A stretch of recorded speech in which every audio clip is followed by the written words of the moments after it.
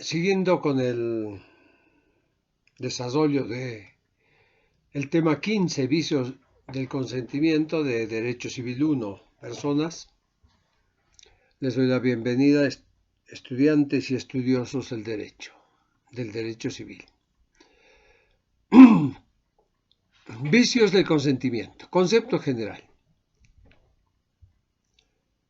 Es entendido generalmente que la voluntad juega un papel fundamental en los actos jurídicos, los contratos, las relaciones jurídicas. La voluntad unilateral en los actos jurídicos unilaterales o consentimiento en los bilaterales. Esta voluntad es la que genera efectos jurídicos válidos, perfectos. Pero esta voluntad requiere a su vez otros requisitos. Primero, que sea expresada exenta de vicios. Se sabe que la voluntad no surge espontáneamente, inmediatamente, sino que es un proceso normalmente interno de toma de decisiones. Responde un proceso, hay un debate, hay una idea. Cuando se toma una decisión, esta se exterioriza y se la expulsa al ámbito externo. Ese proceso de orden psicológico pareciera no tener importancia para el derecho. Sin embargo, el derecho busca de que esa expulsión haya sido libre y absolutamente exenta de todo vicios. ¿Qué vicios? Los vicios del consentimiento. Entonces empecemos explicando qué son los vicios del consentimiento. No son más que las alteraciones, deformaciones que se producen durante el proceso de formación de la voluntad o del consentimiento. Nuestra economía jurídica establece que son tres los vicios: error, violencia y dolo. Así está establecido en el artículo 473, error, violencia y dolo. No es válido el consentimiento prestado por error o con violencia o dolo. Las características de estos vicios es que son vicios autónomos. ¿Esto qué significa? Son vicios que afectan uno por vez. No se puede alegar dos vicios. No se puede decir hemos obtenido o se ha obtenido el vicio, el consentimiento mediante error y dolo, mediante error y violencia, mediante violencia y error, mediante violencia y dolo. No es posible, no se puede mezclar. Seguramente se conocerá que en tribunales hay mucho de eso, bastante más de lo querido, pero se entiende que muchas veces es una falta de un conocimiento estricto de la doctrina. Los jueces van a enseñar derecho. El jura novit curia se va a imponer en ese sentido. ¿En qué momento surgen los vicios del consentimiento? Antes de que se formule la voluntad, antes de que se concluya la voluntad. O sea que, básicamente, en el ámbito interno. Punto segundo, error. ¿Qué es el error? La doctrina ha tomado la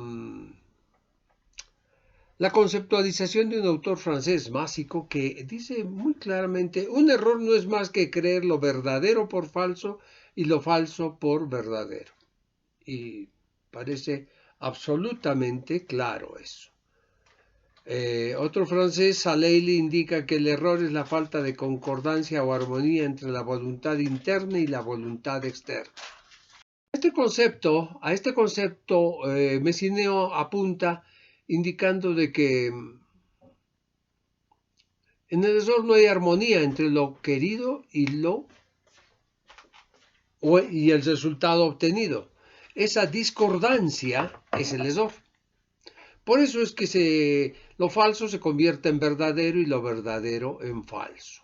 El elemento subjetivo del error, ni duda cabe que es un sujeto llamado errams. Es ese que en su foro interno, en ese proceso de formación de una idea o de una voluntad, entra en un equívoco. ¿En qué se equivoca? En el contenido de lo que va a realizar. Por lo tanto, el resultado obtenido no es lo que él realmente pretendía, quería. Está en un error. El error en derecho tiene dos formas: error de derecho y error de hecho. El error de derecho es la ignorancia de la norma. Es aquel que se cae sobre el falso conocimiento o no conocimiento de la normativa vigente o de la vigencia de las normas.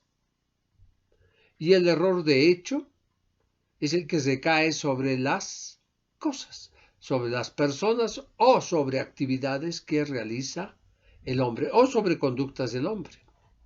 El error de derecho en derecho civil es inaceptable, no se puede alegar. ¿Por qué razón? Porque de aceptar o dar la posibilidad de que sea aceptada daría lugar a que pierda absolutamente toda jerarquía la norma. ¿Por qué razón? Jerarquía e imperatividad, obviamente. ¿Por qué razón? Porque todo el mundo podría alegar en descargo de que no conocía la norma. Entonces, por esa razón se presume que la ley es conocida por todos. Jure et de jure, aún para aquella persona alejada de la civilización que vive muy, muy lejos. Se debe conocer la norma. El error de hecho es la falsa apreciación que uno recae sobre personas o comportamientos del hombre o conductas. Hay varias clases de error de hecho. Se conoce el error esencial, error sustancial y error indiferente. Veamos qué es el error esencial. Esto es llamado por algunos autores también error nulidad. Es aquel en que no surge típicamente la voluntad. La voluntad de las partes jamás llega a trabarse. Es un error en la cual jamás hay consentimiento. Por eso su sanción es la nulidad absoluta. En nuestro Código Civil, el error esencial puede recaer sobre la naturaleza del acto jurídico o sobre el objeto del acto jurídico. Eso está establecido en el Código Civil, artículo 474. Error esencial. El error es esencial cuando recae sobre la naturaleza o sobre el objeto del contrato. Ahora la pregunta que nos debemos hacer, ¿cuándo el error recae sobre la naturaleza del acto jurídico? La respuesta es cuando no hay concordancia sobre la operación jurídica que las partes pretendían realizar, sobre esa figura jurídica. Una de las partes piensa que quizás está celebrando con la otra un contrato de comodato. Y el otro piensa que está dando en arrendamiento. Definitivamente esas voluntades no lograrán trabarse. Porque para que exista el contrato, esas voluntades tienen que armonizarse. Hay un error esencial. La probanza de esto es complicada porque normalmente lo que sucede es que no se traban y no se realiza absolutamente nada, pero hay casos que así se pueden manejar. ¿Cuándo hay error objetivo? Cuando no hay concordancia sobre el objeto del contrato. La operación jurídica que las partes pretenden realizar es la correcta. Perfecto, no hay inconveniente. Donde no hay armonía, donde no hay concordancia, es en el objeto del contrato, el objeto del acto jurídico. Seguramente el ejemplo podría ayudarnos cuando una de las personas esté interesada en el terreno del otro y le dice que es en la zona Las Delicias, que él piensa que es en determinado sector de la ciudad y el otro sabe o entiende también que es en otro sector de la ciudad, en un barrio con el mismo nombre. Fíjense, definitivamente puede suceder y ahí hay un error objetivo.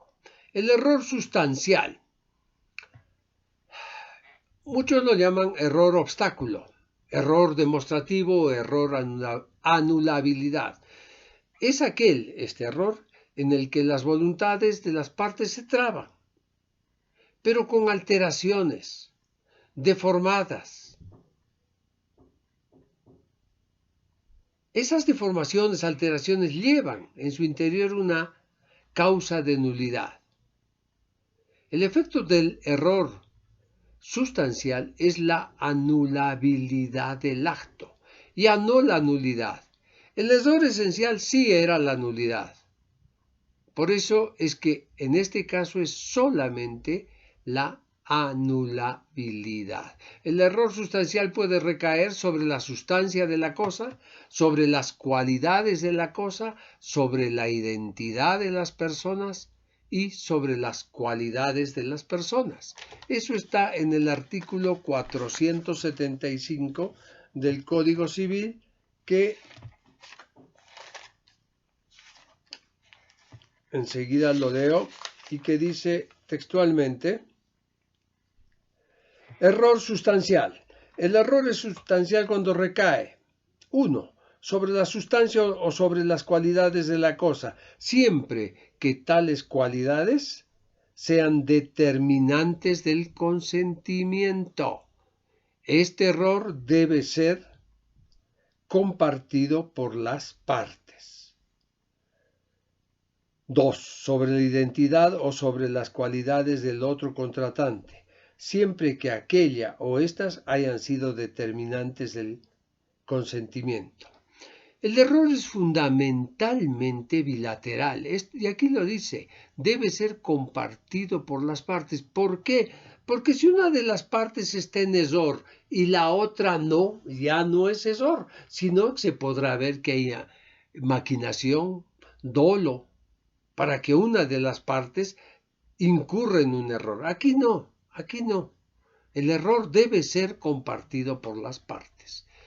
El error sustancial actúa de alguna manera en relación con la sustancia de la cosa. Es lo que Savigny llamó error objeto. La teoría objetiva del error, según él, sostiene que hay error cuando no hay concordancia entre la sustancia material, estructural, molecular del bien objeto del acto. Hay concordancia entre las partes en la operación jurídica que pretenden realizar, pero lo que no hay concordancia es en cuanto al objeto. Seguramente uno de los ejemplos más claros es el de los muebles de determinada madera. Uno pensará comprar un mueble determinado, cualquiera de ellos, piénsenlo, de una manera determinada. Por ejemplo, una madera buena, moradillo, mara, caoba, lo que fuere. Y la otra quiere vender otra madera que no es moradillo, que no es mara, que no es caoba, que es otra. Hay un error sustancial. Muchos dicen, ¿cuál es o cómo nos damos cuenta, cómo se verifica, cómo se exterioriza el error en la cualidad de la cosa? Tomar en cuenta la cualidad que ha sido determinante para la celebración del acto. Definitivamente hay cosas que tienen un valor, no por su composición molecular, sino por ciertas particularidades. Seguramente un violín Stradivarius tendrá muchísimo valor, pero será mucho más valioso si se sabe que perteneció pues a un famoso músico. Esa es la cualidad. Esa es la cualidad. Y puede haber error en esa cualidad. Y es determinante, definitivamente. ¿Qué es el error en la identidad de las personas? Es la falsa concordancia entre la identidad del sujeto con el que se celebra el acto jurídico. Es un poco complicado, es un poco difícil poder asimilar esto en materia jurídica, pero puede suceder. Normalmente en materia de matrimonio, y matrimonio por, como se decía antes, por encargo, ahora por poder. Una persona desea contraer matrimonio y por alguna circunstancia, supongamos un error de esa naturaleza, error in personam, se va casando con otra. Probablemente un gemelo, un mellizo. Otra cosa diferente es el error en las cualidades de las personas. ¿Por qué? Porque hay personas que tienen cualidades, pericias, técnicas, conocimiento, habilidades, con las cuales uno quiere celebrar el contrato. Sin embargo, aparece celebrándose el contrato con otras personas. ¿Por qué razón? Porque hay un error en esas cualidades, definitivamente. Puede suceder y ha sucedido mucho, y hay muchos ejemplos en la jurisprudencia en ese sentido de médicos famosos que tienen a su hijo y porque la mamá se ha impuesto le pone el mismo nombre del padre, que también es otro médico el hijo, pero no tiene la cualidad, la experticia, y sin embargo puede acabar por esa homonimia contratando con quien no correspondía. ¿Qué características tiene el lesor? Primero, no hay concordancia entre lo buscado y el resultado obtenido. Eso ya lo hemos averiguado. Segundo, tiene que ser determinante, es decir, se tiene que entender que solo en razón de ese acto se ha celebrado el acto jurídico. Porque si no hubiera habido ese error, si no hubiera intervenido, mediado ese error, jamás se habría celebrado el contrato. Esa tiene que ser la causa principal. Otra característica, la tercera, es que es súper difícil entenderla. Lo importante es saber qué denota el conocimiento o el reconocimiento del error. Es una posibilidad abstracta de reconocer el error ajeno. Seguramente, y resaltando lo que les dije, el Código Civil, nuestro Código Civil y básicamente todos los códigos civiles latinoamericanos dicen que las dos partes deben haber entrado en error. Las dos partes. Un error de buena fe. Seguramente ellos creían que estaban haciendo lo que realmente se habían comprometido a hacer, pero no. Estaban haciendo otra cosa. Entonces hay error. Porque, reitero, cuando una de las partes sabe bien que el otro está incurriendo en el error, ya ahí se presenta el dolo, ya no hay error, ¿correcto? ¿Entienden? Eso es claro. ¿Qué es el error indiferente? Este error se da cuando se da por la falsa apreciación de la realidad. Cuando esa falsa apreciación de la realidad no altera la validez o eficacia del acto jurídico que se celebra, porque recae sobre cuestiones accesorias que no causan un daño al autor que va a celebrarlo. Dicho de otra manera, y bien dicho, es indiferente. Punto segundo, apreciación del error. La pregunta que se impone es, ¿cómo se aprecia el error? ¿Qué quiere significar? ¿Qué quiere decir apreciar el error? Hay dos sistemas de apreciación de los vicios del consentimiento. El sistema de apreciación in abstracto y el sistema de apreciación in concreto. El sistema de apreciación in abstracto toma en cuenta al hombre común y la comunidad en abstracto. Este hombre común es cualquiera de nosotros. Somos todos nosotros, la comunidad en abstracto. En cambio, el sistema de apreciación inconcreto toma un individuo determinado, un modelo especial, preciso, específico.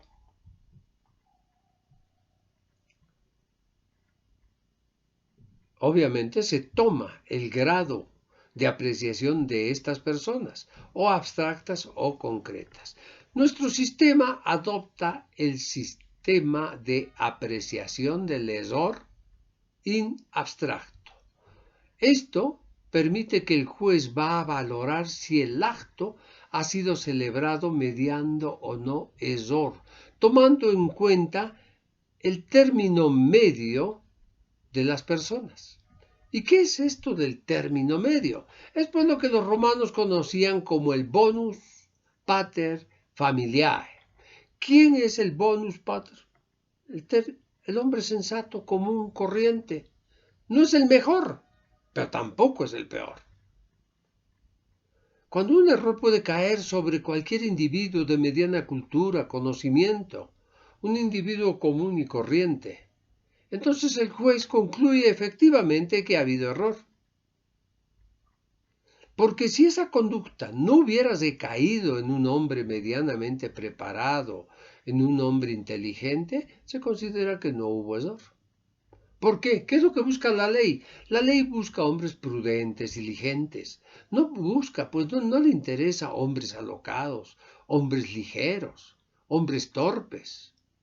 Porque todo aquel que es torpe y actúa con torpeza, pues se le aplica la regla. Nemo auditur propiam turpitudinaem allegats.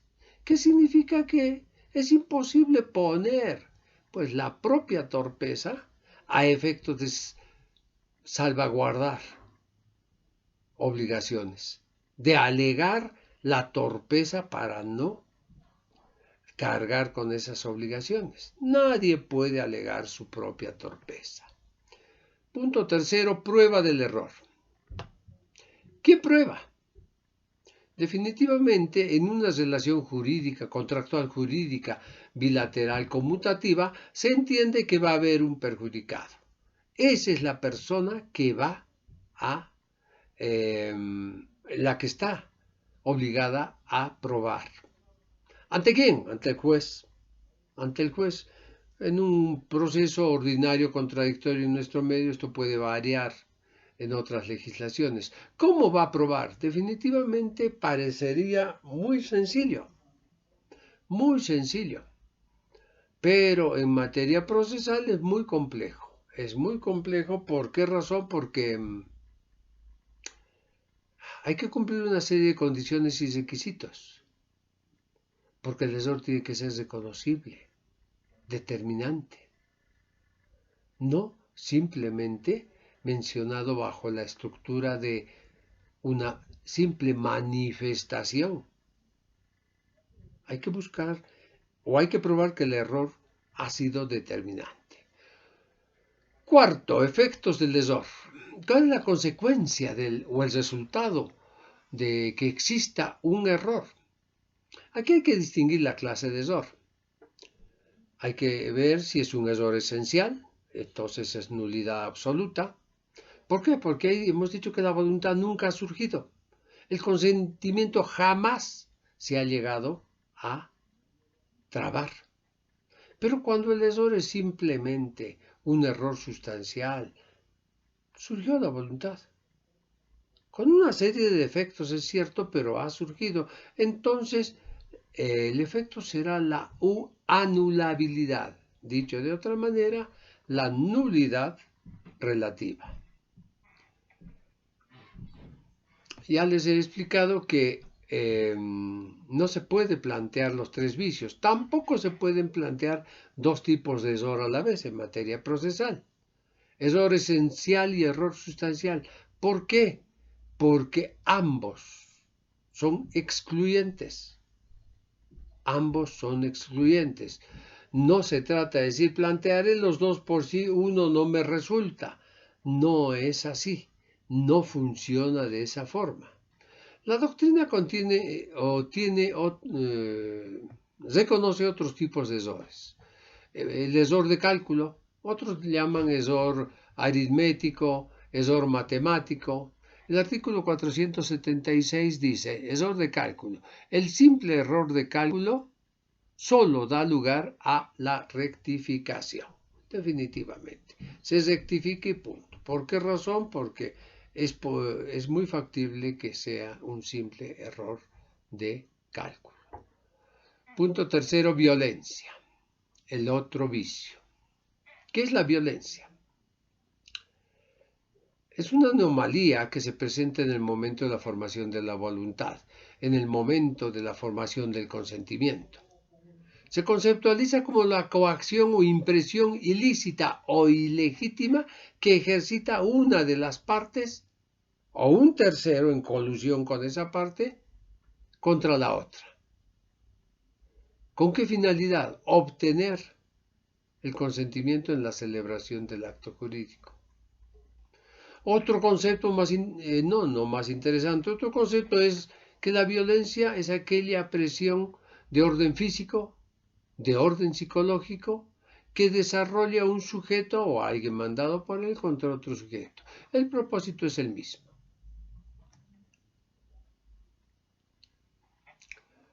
¿Para qué se hace esa acción, esa coacción? Para minar su voluntad. Para que la otra parte, una vez minada su voluntad, consienta en realizar ese acto jurídico.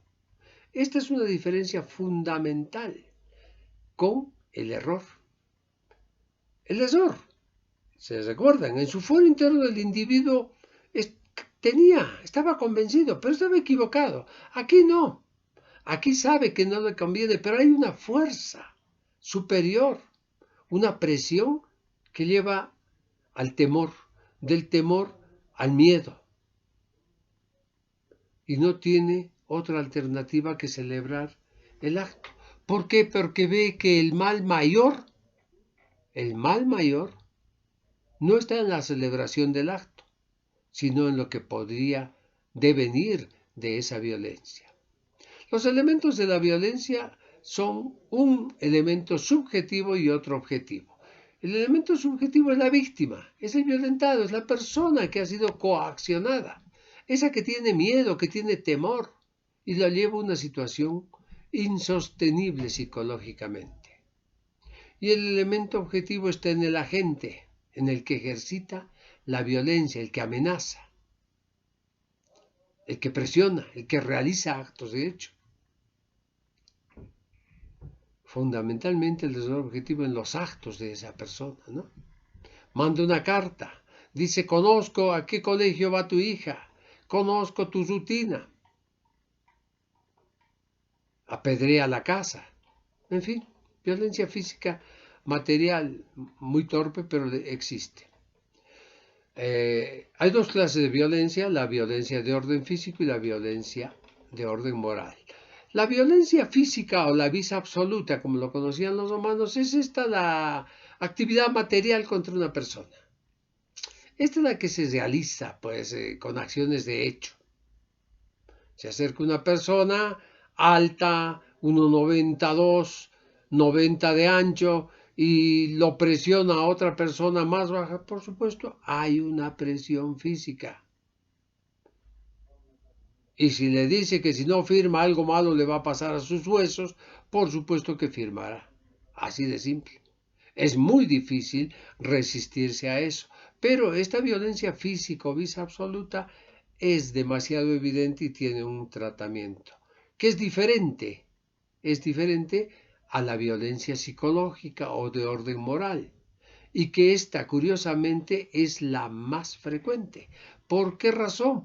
Porque se da con conductas que no son visibles, como aquellas que son bravuconadas. La violencia moral o psicológica esencialmente se practica de forma muy, pero muy, discúlpenme por el término, diplomática. Obviamente el tema del policía bueno y el policía malo es parte de la violencia psicológica. Hay que estar prevenidos para sufrir una serie de torturas psicológicas. La llamada un día antes de que se firme determinado contrato indicando y preguntando por la salud de su madre, de su padre, de sus hijos, de su esposa. Violencia psicológica. La probanza es complicadamente difícil. Complicadamente difícil. El Código Civil en el artículo 477 dice, violencia. La violencia invalida el consentimiento aunque sea ejercida por un tercero. Por supuesto, la violencia ejercida por el actor o por un tercero es violencia. Caracteres de la violencia. Debe ser injusta. Definitivamente no es tolerada o reconocida por el derecho. Es absurdo entender que el derecho ampare o tolere violencia, porque justamente el derecho va en contra de él. Grave. La gravedad de la violencia es absolutamente determinante. Tiene que ser grave. Hemos visto que la verificación puede ser por el sistema in abstracto o también el sistema inconcreto. ¿Por qué razón? Porque el sujeto que ha recibido la violencia, ese es el que va a verificar y va a decir ha pasado esto, esto y esto bajo su óptica. Obviamente podrá ser in abstracto, pero normalmente es inconcreto. Debe ser determinante. Esto quiere decir que el sujeto ha celebrado un acto solo porque no había otro remedio. No había otro remedio. El sujeto jamás habría permitido contratar a un actor si no se despertaba en la mañana con su cama sangrada por la cabeza de su caballo, haciendo alusión a una obra de cine, El Padrino.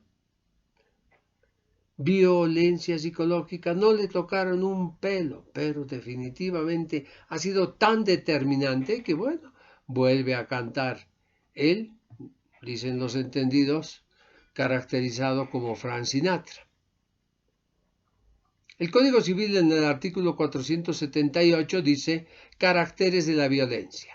La violencia debe ser de tal naturaleza que puede impresionar a una persona razonable y le haga temer, exponerse o exponer sus bienes a un mal considerable y presente. Se tendrá en cuenta la edad y la condición de las personas.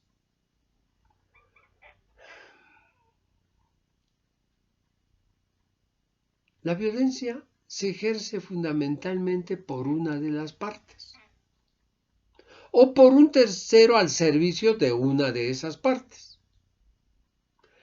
La violencia se dirige normalmente contra el autor, es decir, contra una de las partes, o contra terceros, familiares, padres, hijos, esposas, sobrinos, o contra sus bienes.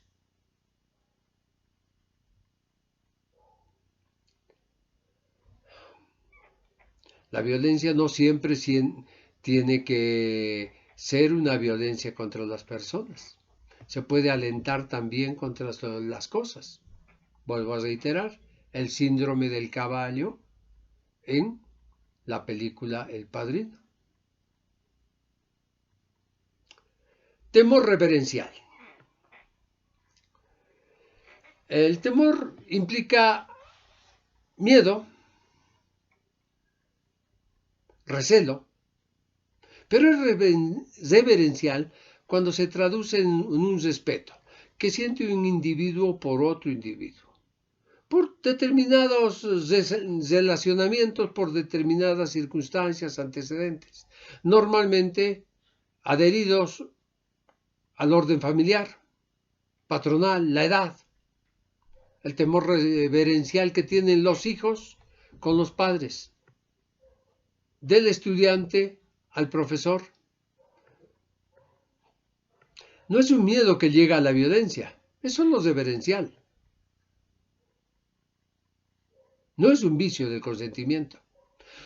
A no ser que con ese temor reverencial se influya sobre el otro para un beneficio injusto. El Código Civil en el artículo 480 dice claramente acerca del temor reverencial lo siguiente: el solo temor reverencial, sin que se haya usado violencia, no invalida el consentimiento. Otra, amenaza de hacer valer una vía de derecho. No te metas conmigo porque yo tengo los 10 mejores abogados del foro de nuestra ciudad.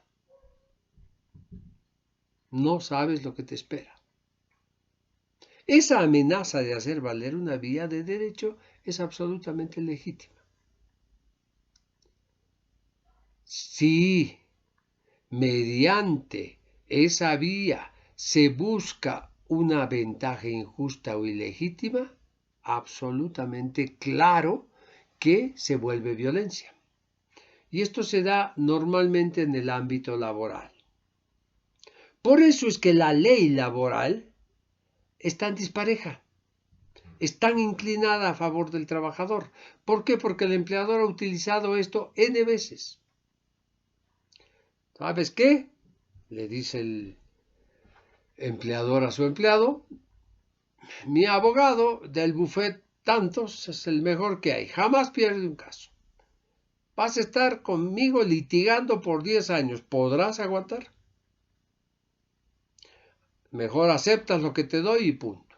Eso ya no es una amenaza legítima de hacer valer una vía de derecho, sino que está buscando dañar los derechos del trabajador.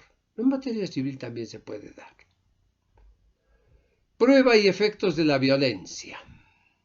¿Cómo se prueba la violencia? La violencia es un hecho jurídico y puede ser probado por todos los medios que el Código Procesal Penal tenga. Documental, testifical, prueba de indicios, condición, juramento. No hay inconveniente. El efecto que produce es la anulabilidad del acto jurídico. Esas pruebas obviamente también son reconocidas en materia civil. El tiempo que tiene la víctima es de 5 años contados desde las 0 horas del día siguiente para interponer la acción de anulabilidad. Anulabilidad por violencia. Punto cuarto, dolo. El concepto del dolo es interesante saberlo para diferenciarlo. Es también una actuación de una de las partes, pero de mala fe. Y además está destinada a provocar en el otro sujeto una falsa convicción de la realidad. Pero esa falsa convicción de la realidad es inducida por una parte. Hay un cierto parentesco, similitud con el error, pero no es error, no se confundan. Aquí el engaño o la falsa apreciación de la realidad no surge espontáneamente, sino que es provocada. Hay un sujeto que actúa con dolo. El error es inducido por otra persona. Y además, vuelvo a decirles, ese error es primordial para que se firme el contrato. Así tiene que ser.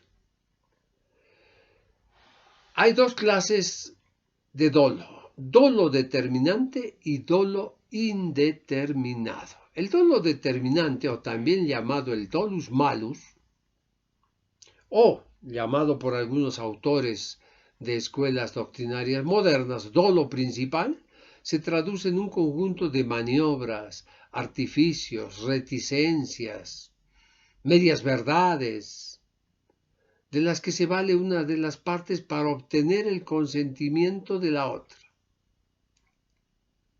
a sabiendas de que le va a resultar perjudicial a aquel sujeto. ¿Por qué? Porque la base es el engaño. En cambio, el dolo incidental o dolus bonus, estos abunda. También son un conjunto de maniobras traducidos en exageraciones, alabanzas, sobre determinadas cualidades de algo, de un objeto, de un producto o de una persona. Esto se da mucho en materia comercial, ¿no? Hay gente que afirma que tiene la cura perfecta para el coronavirus y que tomando lo que él ofrece se van a curar. Dolus bonus. Obviamente ahora bajo estas circunstancias es muy probable que sean acusados de delitos contra la seguridad, ¿no? De bioseguridad, contra la sanidad de las personas. El efecto del dolus malus está afectado de anulabilidad. ¿Por qué? Porque ocasiona un daño real, un perjuicio. ¿Por qué? Porque le da ventaja a uno sobre otro. Entonces la anulabilidad para restablecer esa ventaja. En cambio, el dolus bonus es normalmente tolerado, soportado. Ojo, siempre y cuando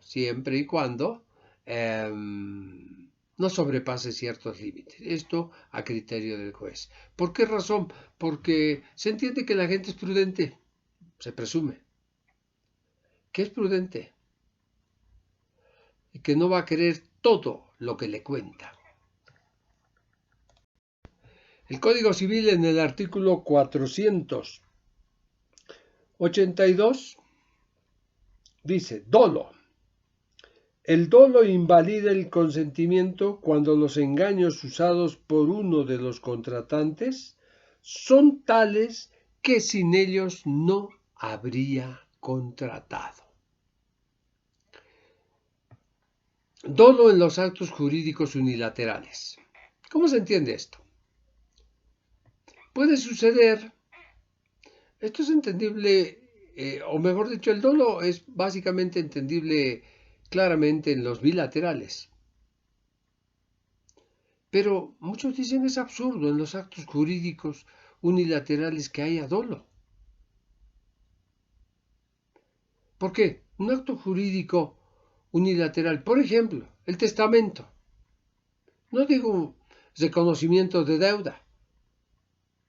El testamento.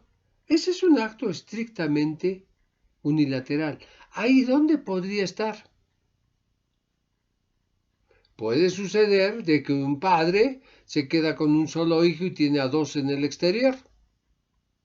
Y este se queda influyéndole, hablándole al oído. ¿Para qué? Para que le deje toda su herencia.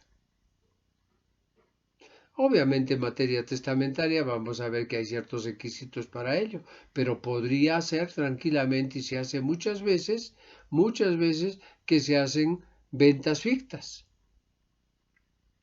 Le deja todo. Pero si es venta es bilateral. En cambio, si es testamento, es unilateral.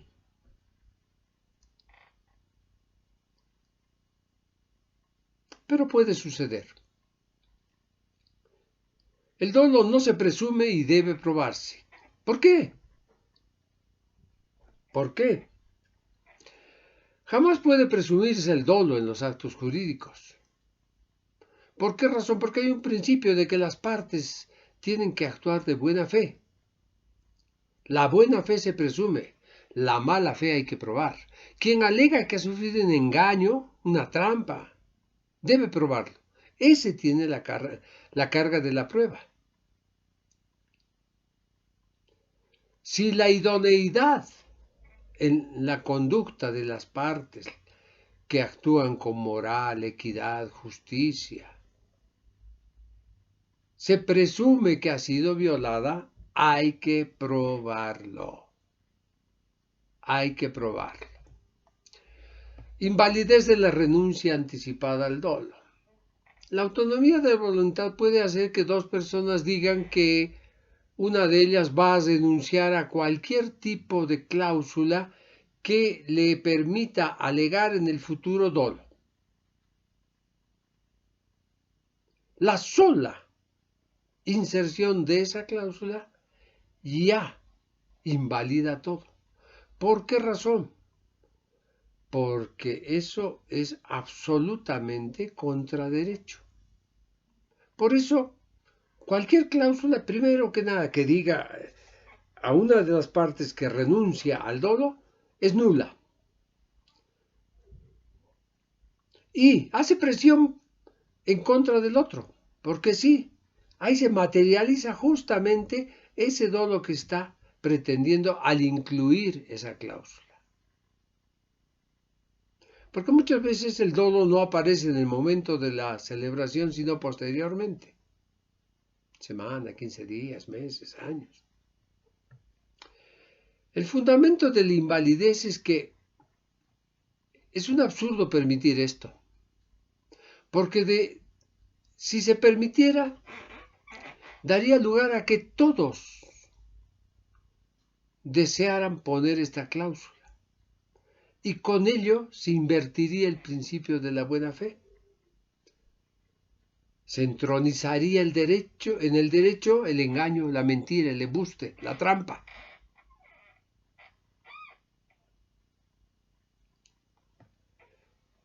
Como el dolo es un hecho jurídico, se puede probar por todos los medios de prueba. Testificar, confesión, juramento, prueba pericial. ¿Cuáles son los efectos del dolo? A ver, veamos sus efectos. Si un acto si ha sido celebrado mediando dolo, está afectado de nulidad o anulabilidad. ¿Qué significa esto? El dolo, las maquinaciones, los artificios, solo proviene de una de las partes. Puede haber maquinaciones de terceros que favorezcan a una de las partes. Perfecto. Por eso es que se busca la nulidad o anulabilidad. Y se impone más que se busca. Parte segunda, lesión. ¿Cuál es el concepto de la lesión?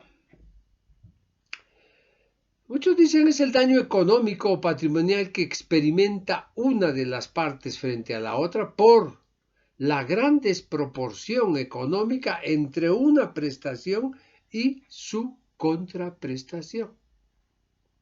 La parte que se ha beneficiado es porque lo ha hecho explotando situaciones subjetivas que pueden ser de ignorancia, de ligereza, de inexperiencia o un estado de necesidad.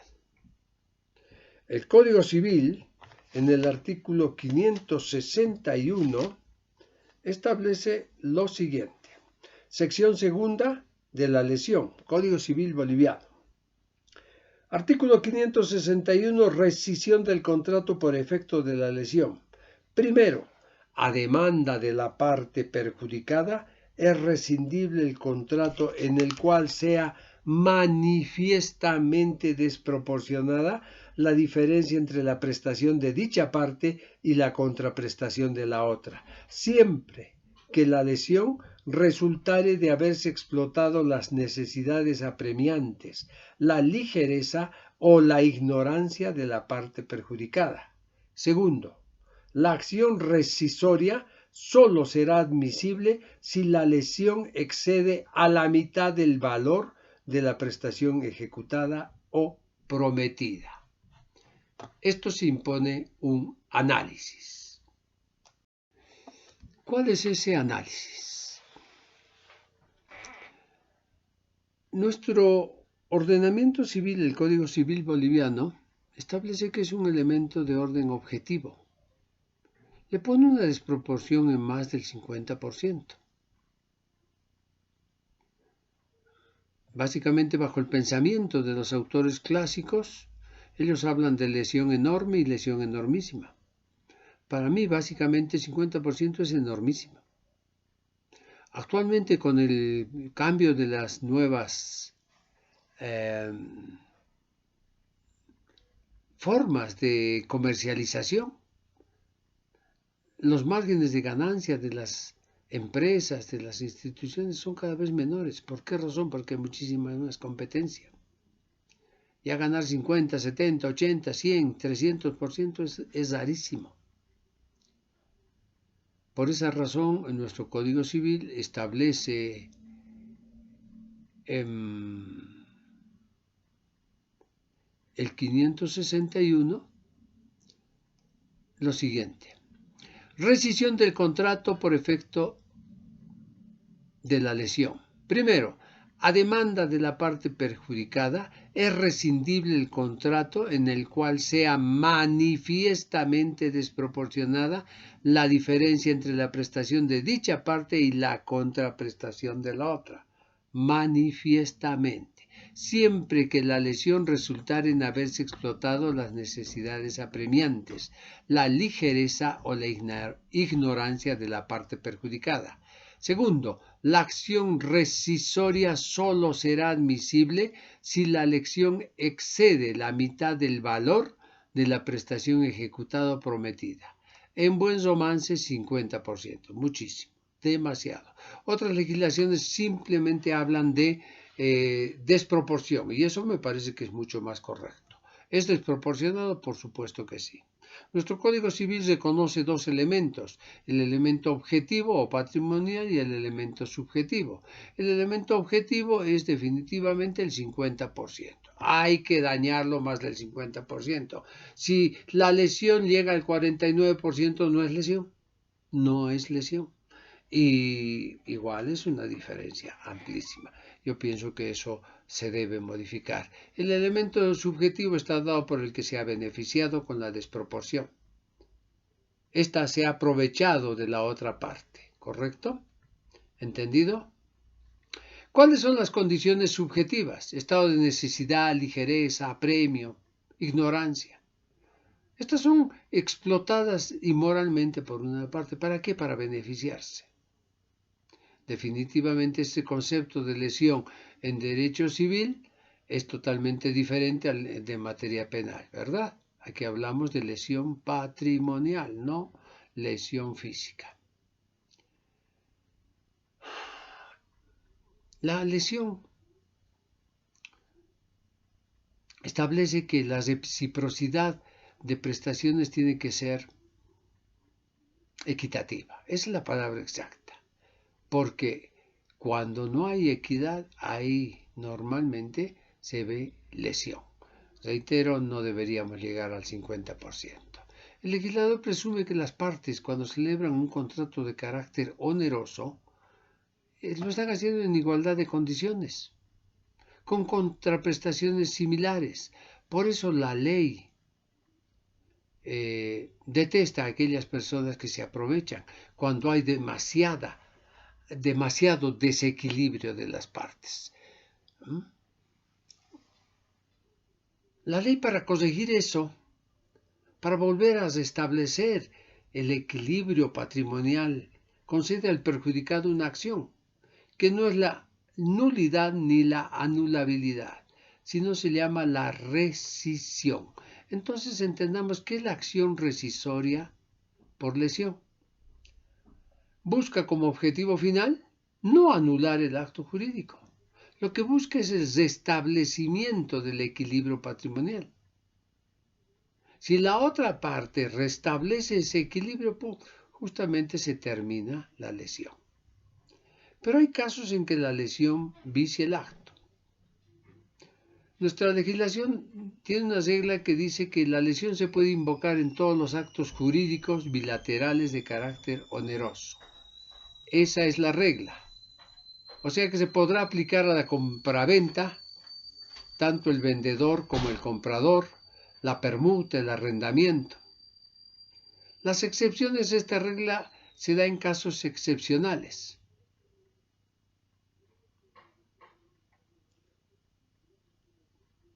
El artículo 562, cuya lectura lo vamos a deferir de momento, establece que que no se puede alegar lesión en los contratos a título gratuito, obviamente, porque la lesión solamente se va a dar en aquellos donde el contrato sea oneroso, no en los gratuitos, porque en los gratuitos es un acto de liberalidad que alguien hace a favor de otra. Segundo, no se puede aplicar lesión en los contratos aleatorios, como les dije en una otra clase, definitivamente aquellos ligados al ámbito de la minería. Cuando hay incertidumbre sobre las ventajas, las ganancias o pérdidas de un acto jurídico, por supuesto que no se va a poder hacerlo. Tercero, no se puede alegar lesión en los contratos de transacción. ¿Por qué? Porque es un contrato bilateral. En la transacción las partes están terminando un litigio haciendo concesiones recíprocas. Por eso, el artículo 562 ya mencionado dice que quedan excluidos del régimen de la lesión los contratos a título gratuito, los contratos aleatorios, la transacción, las ventas judiciales tanto forzosas como voluntarias y la cláusula abierta que dice los demás casos expresados por ley. Esta acción prescribe. Tiene 2 años como excepción y 2 años como acción. Sabemos perfectamente que la prescripción es un modo, una forma por la cual se extingue una acción. Está ligada normalmente a un derecho de contenido de orden patrimonial y la inactividad en ese transcurso del tiempo da lugar a la llamada prescripción extintiva liberatoria.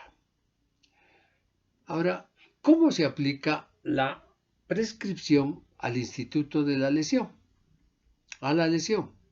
Cuando una persona ha celebrado un contrato lesivo, ha sufrido un perjuicio, claro que sí. La ley le da 2 años.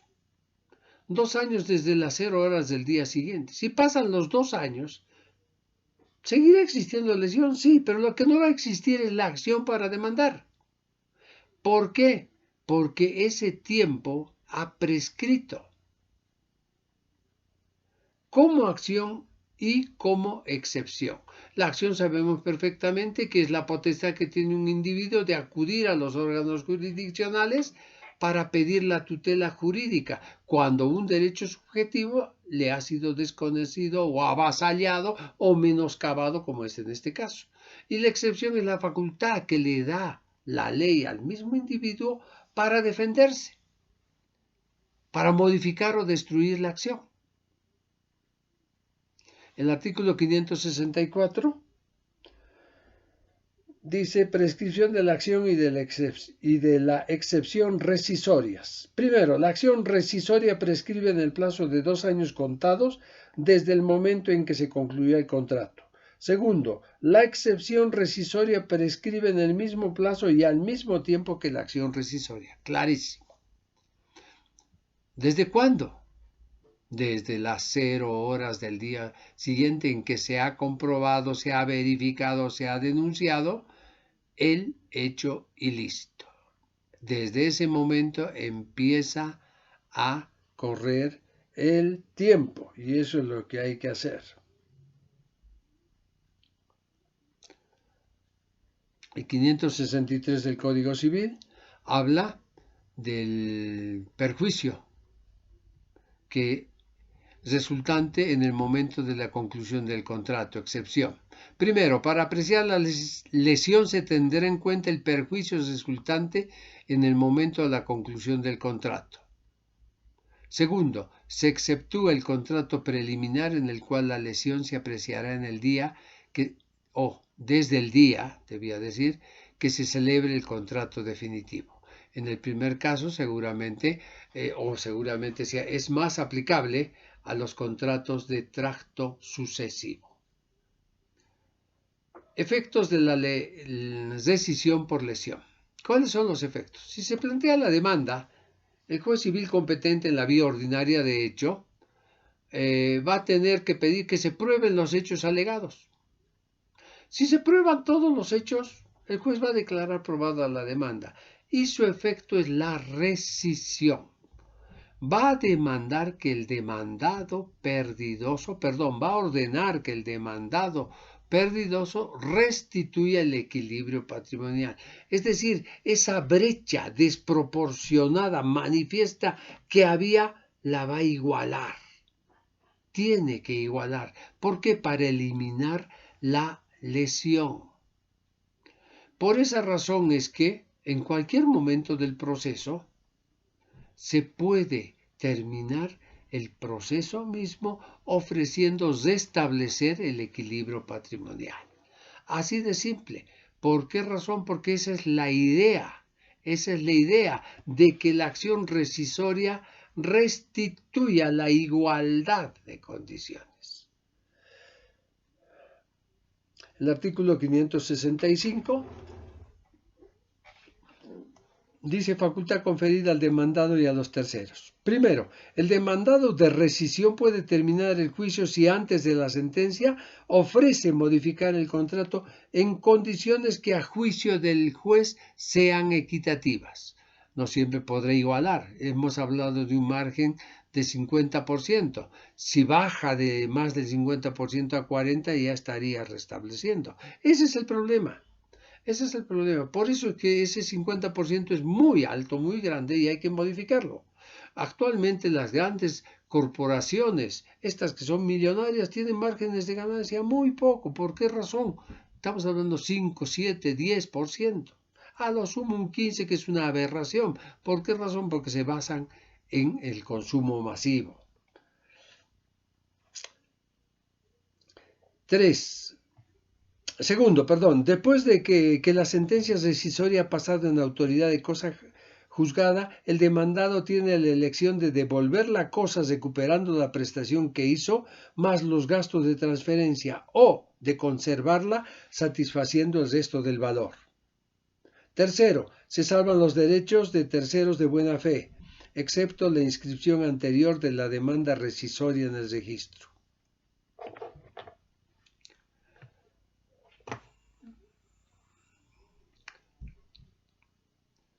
Igual que la anterior, el anterior ejemplo que hicimos de la cláusula que invalidaba la acción de un derecho, no es posible entender que haya una cláusula en la cual se obligue o se diga que una persona va a renunciar al derecho de rescisión. No es posible que alguien pueda renunciar a ese derecho mediante un clausulado.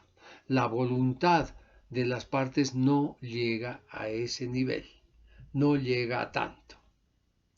Entonces esa cláusula es nula, y es nula de pleno derecho. No se permite la renuncia anticipada de la lesión. ¿Por qué razón? Porque si se le trata de imponer eso o algo, definitivamente ya se está demostrando que hay un engaño, una trampa. Si se permite alegar la renuncia, alegar la rescisión por derecho, es una cláusula inevitable que, igual que la anterior, tendrá que estar en todo lado, y eso desvirtúa el derecho, porque hemos dicho que la buena fe, la idoneidad, prima en los actos y negocios jurídicos. Así lo entiende el artículo 566.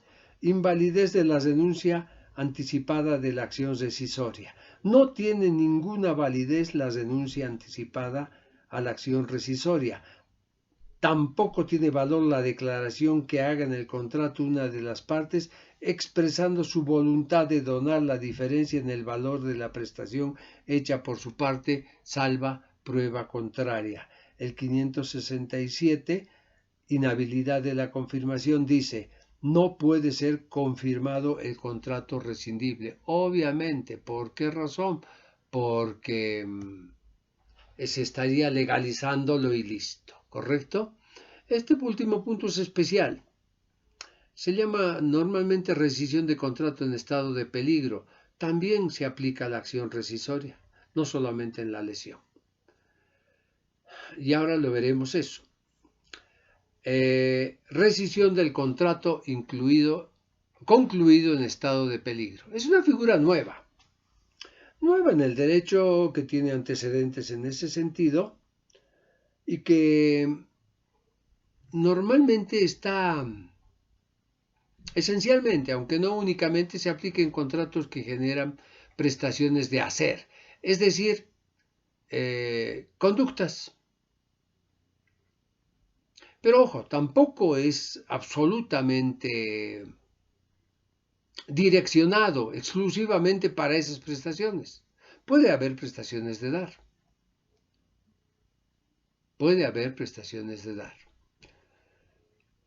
Pero sí solo opera en los contratos bilaterales inalagmáticos perfectos y de tracto sucesivo o diferido o escalonado, jamás en actos o contratos de ejecución inmediata.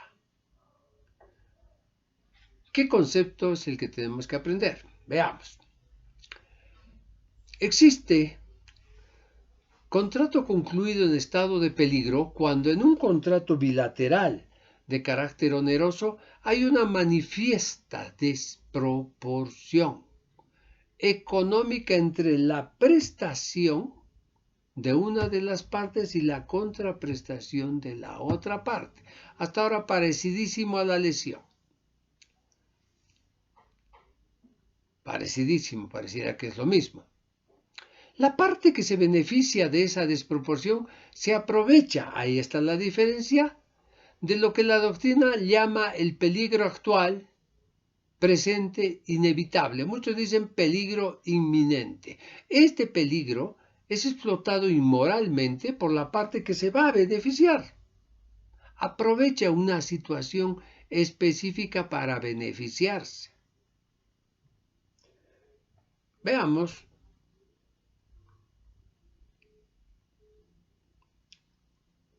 El código. Artículo 560.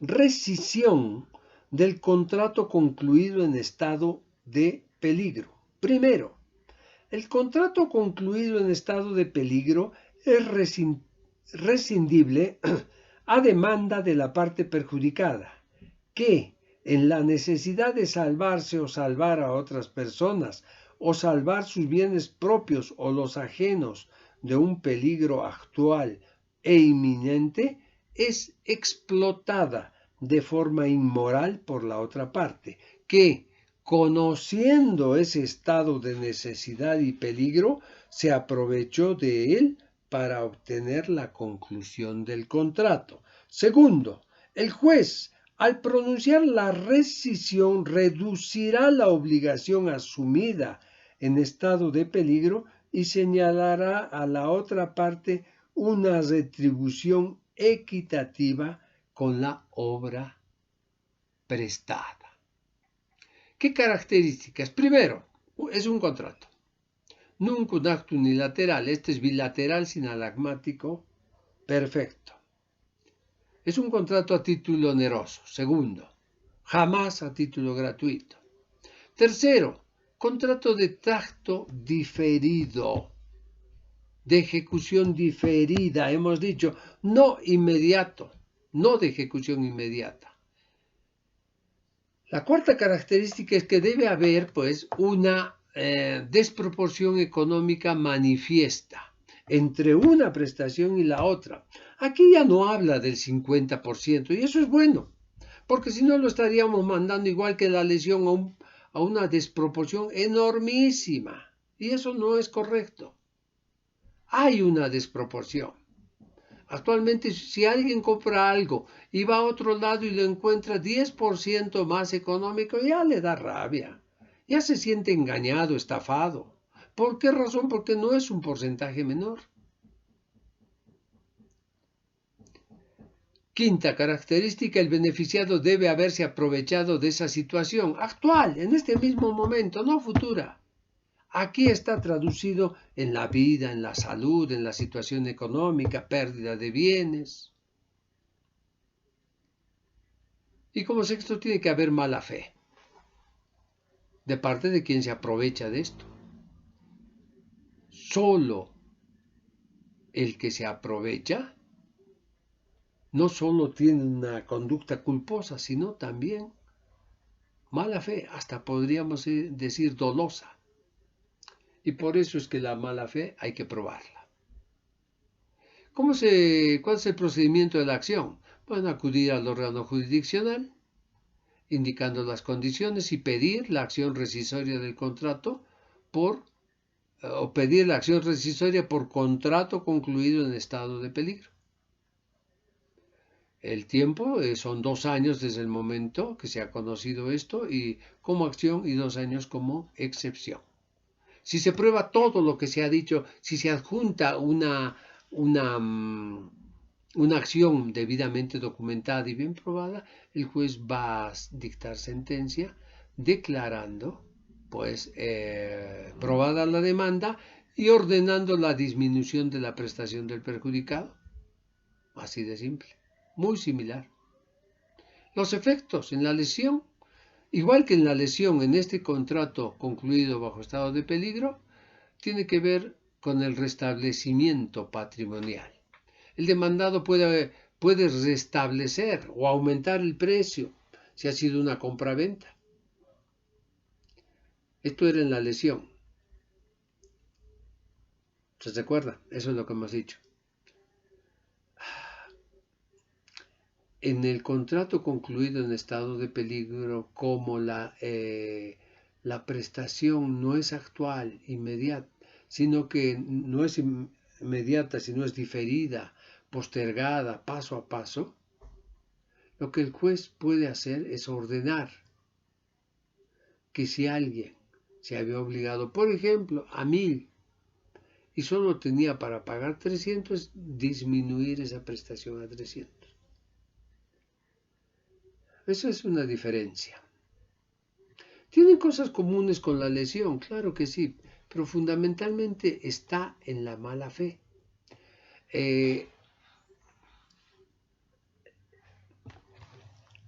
El artículo 1274 del Código Civil habla de la buena fe. Perdón, 1279. Principio. Los derechos se ejercen y los deberes se cumplen conforme a su naturaleza y contenido específico, que se deducen por las disposiciones del ordenamiento jurídico, las reglas de la buena fe y el destino económico social de esos derechos y deberes. Un principio del derecho civil, la buena fe. Y estos actos, tanto la lesión o como el contrato concluido en estado de peligro, contienen una altísima dosis de mala fe, razón por la cual no pueden ser tolerados por el derecho. Sí, la onerosidad en ambas partes, la desproporción en ambas partes es común y en ambas partes pues la acción rescisoria se debe imponer. Perfecto, con esto terminamos el tema 15, por lo que les doy las gracias por haber estado pendientes de este vídeo todo este tiempo. Gracias. Permiso.